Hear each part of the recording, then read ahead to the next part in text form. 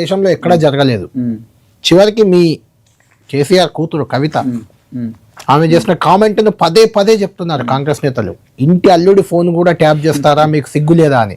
అంటే ప్రవీణ్ కుమార్ గారికి ఎక్కడో ఐఫోన్ నుంచి వచ్చిన మెసేజ్ తో ట్యాపింగ్ అనే అనుమానం వస్తే మిగిలిన వాళ్ళకి ఎలా వస్తుంది? అసలు ట్యాప్ అవుతుంది అనే అనుమానం ఎలా వస్తుంది? ఒక ఐపీఎస్ అధికారి మీరు ఇంతకు ముందు చెప్పండి, ఎలా అనుమానం వస్తుంది వాళ్ళకి? ట్యాపింగ్, మన ఫోన్ ట్యాపింగ్, ఇప్పుడు నీ ఫోన్ నా ఫోన్ ఇవాళ నా ఫోన్ ట్యాపింగ్ అవుతాలని గ్యారంటీ నేను ఇవ్వగలనా? ఇవ్వలేము. అవుతుంది అనే గ్యారంటీ ఏంటి?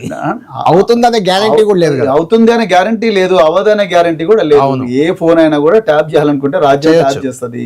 సో నేను అంటే కవిత గారి హస్బెండ్ ఫోన్ కూడా ఎందుకు ట్యాప్ చేస్తారు? ఇదంతా కూడా అటెన్షన్ డైవర్షన్ లో భాగమే నేను అంటున్నా. అంటే అసలైన సమస్యను పక్కదో పట్టించడం కోసం, ఈరోజు బీఆర్ఎస్ చేస్తున్న పోరాటాన్ని ఆపడం కోసం, ప్రశ్నిస్తున్న నాయకుల గొంతులు నిలవడం కోసం ఈరోజు ఈ సిట్టు వ్యవహారాన్ని ముందరికి తీసుకొచ్చిండ్రు రేవంత్ రెడ్డి గారు. ఎందుకు మీరు అన్నారు, మీ ప్రశ్న ఎక్కడ స్టార్ట్ అయింది? దేశంలో ఎక్కడ లేని చర్చ కేవలం తెలంగాణలోనే ఎందుకు జరుగుతుంది? ఎందుకు జరుగుతుంది అంటే తెలంగాణ పట్టపగలే విచ్చలబడి దోపిడీకి గురవుతుంది.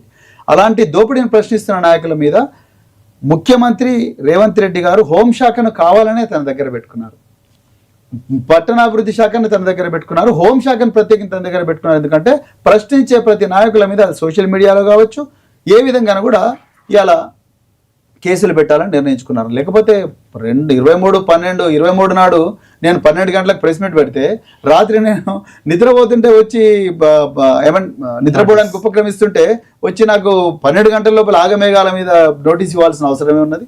ఎగ్జాంపుల్ చెప్తున్నా. సో హరీష్ రావు గారికి, కేటీఆర్ గారికి అయితే ఒక రోజు ముందర వాట్సాప్ లో నోటీస్, ఒక రోజు ముందర. అంటే అంత ఆగమేఘాల నోటీస్ ఏమున్నది? అంటే హరాస్ చేయాలి. పోనీ నేను జూపల్లి కృష్ణారావు గారు ఏమన్నారు, వీళ్ళని మేము సాక్షులుగానే విచారిస్తున్నాం అన్నారు. సాక్షులను ఎవరన్నా 9 గంటలు విచారిస్తారా? సాక్షులు ఇంటి దగ్గరకు పోయి రికార్డు చేసుకోవాలి.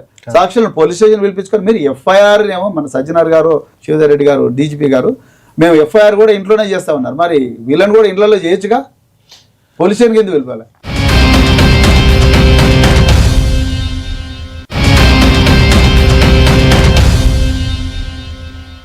అల్టిమేట్ గా ఏం జరగబోతుంది ప్రవీణ్ గారి? ఫోన్ ట్యాపింగ్ వ్యవహారం ఏమి జరగదు. అంటే 3 ఇష్యూస్ ఉన్నాయి. ఇంకా చాలా రోజులు ఒకటి బీఆర్ఎస్ దెబ్బతీయడానికి 2-3 ఇష్యూలు నడుతున్నాయి. ఒకటి కాళేశ్వరం కమిషన్ ఆల్రెడీ సిబిఐకి వెళ్ళిపోయింది. అది కాళేశ్వరం ఇష్యూ సిబిఐ చేతిలో ఉంది, అది ఏం చేస్తుందో. ఫోన్ ట్యాపింగ్ ఇక్కడ సిట్ చేతిలో ఉంది. మూడోది ఒకటి ఏసీబీ చేతిలో ఉంది, ఒకటి ఫార్ములా ఈ కార్ రేస్. ఈ మీ ముగ్గురు, ఒకటి Kaleshwaram major KCR, phone tapping major Harish Rao లాగా కనిపిస్తున్నారు, ఏసీబీ కేసు ఈ కారు కేటీఆర్ అందులో మేజర్ పార్ట్ లాగా ఉంది. ఇందులో ఏమీ కాదు. ఇంకో 20 సంవత్సరాలు నడిపిస్తారు వీటిని. ప్రజాధనం, విలువైన ప్రజాధనం నాశనం అవుతుంటది.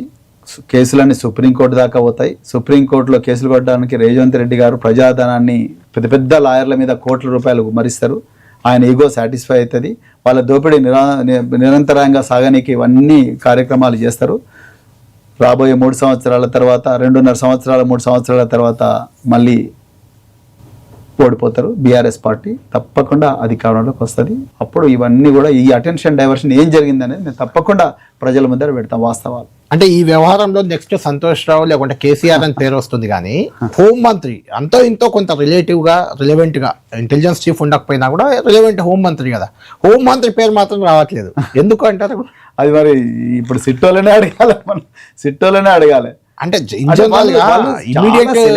చాలా సెలెక్టివ్ గా కేసీఆర్ గారు అసలు హోంమంత్రి ఎవరో కూడా తెలియని పరిస్థితి, మర్చిపోయారు. చాలా సెలెక్టివ్ హోంమంత్రి ఎవరు అని చాలా సెలెక్టివ్ గా కేసీఆర్ గారి కుటుంబాన్ని ఇబ్బంది పెట్టాలని చూస్తున్నారు. బీఆర్ఎస్ పార్టీని నామరూపాలు లేకుండా చేయాలని చెప్పేసి